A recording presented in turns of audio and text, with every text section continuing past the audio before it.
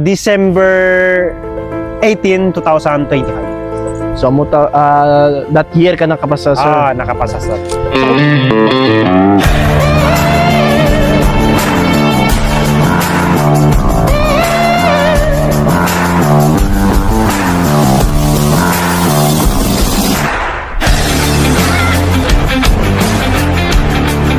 So kung may mga gusto ka pasalamatan, sir, sino ang mga tao nga gusto mong pasalamatan? Well, una sa lahat, no, yung oblates talaga.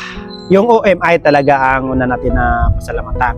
At saka, siyempre, pasalamatan ko din yung sarili ko. Yes. Kasi, kahit anong tulong ng oblates, kapag hindi ko binibigyan ng importansya yung opportunity na binibigay ng mga OMI sa akin, walang kwenta yun. Oh. Dapat, ako pa din ang humuhubog, ako pa din ang uukit, ako pa din ang gumagawa. So that's why, pasalamatan ko din ang sarili ko at saka si Allah, sabi nila, or ang Diyos natin, ang Panginoong Diyos. So, siyempre, dahil sa Kanya, siya naman talaga ang pundasyon ng lahat. Kapag may pagtitiwala ka, may pananampalataya ka sa Kanya, pray ka ng pray at saka humihiling ka sa Kanya, tulungan Kanya sa lahat ng mga pangarap mo, sakripisyo mo, walang imposible. At saka panghuli, siyempre yung pamilya ko Yeah. Kahit malayo sila, nandyan naman sila, magbigay ng moral support, yung every now and then, mag-call ka lang doon, bibigyan ka ng ganito, advice, ganyan. Kahit walang financial na tulong, basta nandoon lang yung tinatawag natin na moral support. Moral support. Okay na yun So yun yung mga taong pinasasalamat. Hindi pa man natin na masasabi na binago na ako, no? As a guro, parang hindi pa man sa nabago kasi nga this is my first time to teach if ever na ma-hire tayo. So pero ipag-pray natin na sana makakuan tayo makapag-apply or makapagturo na tayo kasi doon pa natin na masasabi na bilang isang guro at saka bilang isang simpleng na parang civilian lang na walang walang tinatawag na holder, walang tinatawag natin na degree holder, is doon lang natin na maikumpara if makapagsimula na tayo magturo. Ayun. And then in terms, sir, sa pagiging guro, so i-combine na natin, sir, tiduray na guro, IP na guro. So gaano kahalaga sa iyo ang iyong pagiging tiduray sa iyong tagumpay? Well, so una sa lahat, siyempre tinatawag natin na professional na IP, no? Siyempre modelo ka mahalaga 'yun bilang isang IP kasi panalaminan ka ng kapwa mo IP. 'Yun. Kasi kapag nakikita ka ng mga IP, halimbawa tiduray ka or manubo ka, ayun si sir, siya yung gawin nating modelo kasi tignan mo, hindi yun hadlang sa kanya bilang isang IP, hindi makapagtapos ng pag-aaral.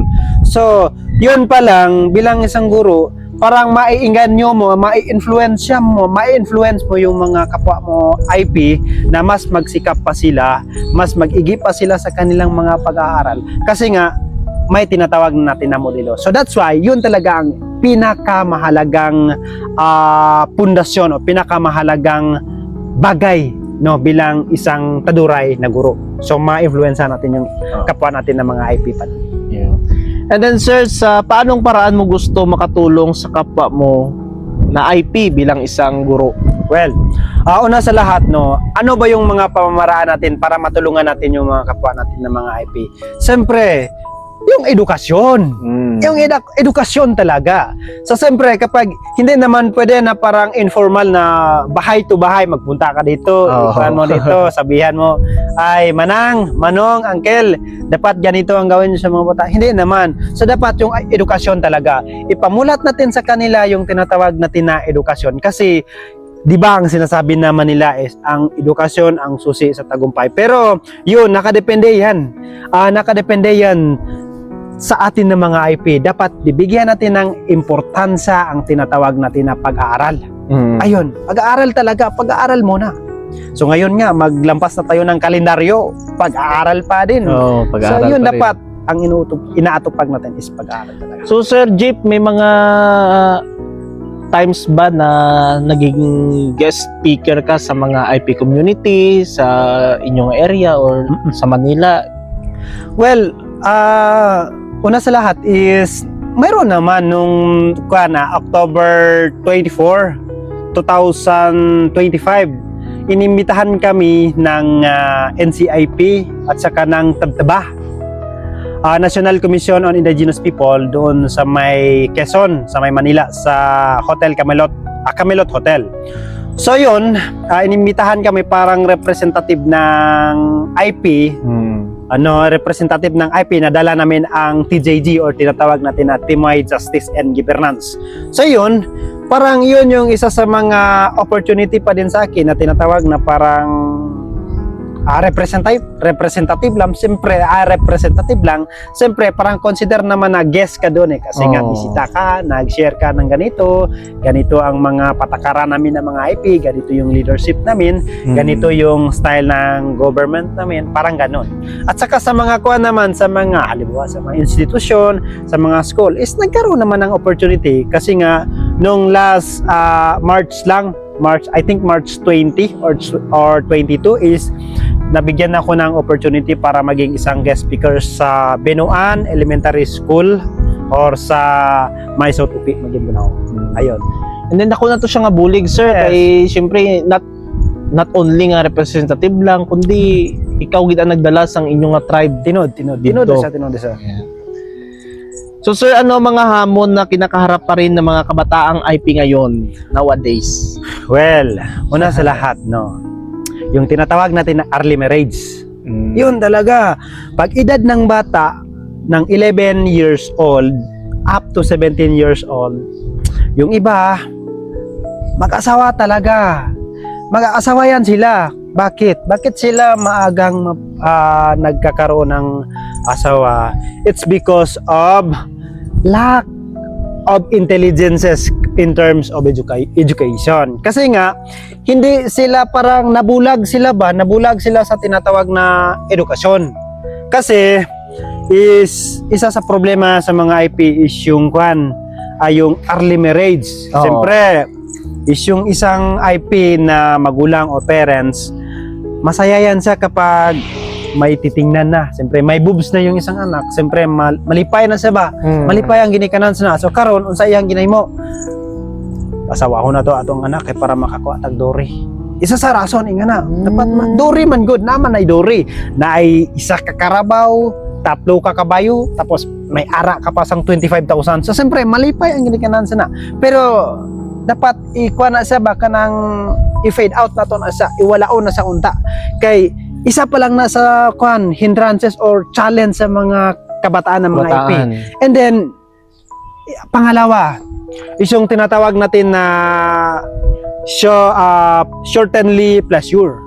Halimbawa, hindi naman sa tinatawag parang laborer, hindi naman kasi yung mga IP, siyempre kami naranasan yan kapag pipiliin mo yung tinatawag na practical way of life, hindi ka na mag-aral kasi dito ka na lang mag-inadlaw ba, manghagbas kay every now and then, every day makakuha kag 350 or 200 or 500, manglimbyo ka lang dra, harvest lang ka kape dra, kwarta na, pero kung maskwela ka, daw dugay man, daw pila man ka tuig ang tos mo, tapos pag human ni mo eskwela, wala magyapon ka kasulod ubra mo na sa ginaisip sa mga kuan ba ang mindset sang kuan karon kanang shortenly pleasure, pero hindi nila naintindihan kapag ang isang tao nakapag-aral ka ng maayos, may degree ka, tapos ginagamit mo yung kuan mo ba, yung utak mo, yung intelligence mo